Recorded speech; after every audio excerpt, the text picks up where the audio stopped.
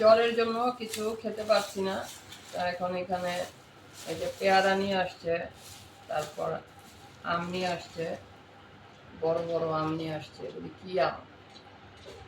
আমের তো নাম জানি না। অনেক বড় আম দেখা যাচ্ছে।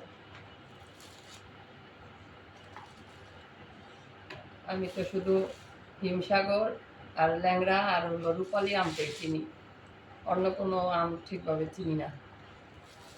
মিষ্টি হলেই আম খেতে ভালো লাগে, এই হলো কথা। তো যাই হোক, এখানে যে দেশি পেয়ারা এনেছি, কদিন থেকে মেয়ে পেয়ারা খেতে চাচ্ছে। আর এখন তো অনেক জ্বর আসছে, মেয়েরও জ্বর, শরীর ভালো না, অসুস্থ। তো পেয়ারা নিয়ে আসছি, কাসুন্দি এনেছি। এটা দিয়ে পেয়ারা দিয়ে কাসুন্দি দিয়ে মাখিয়ে দিব, খেতে ভালো লাগবে।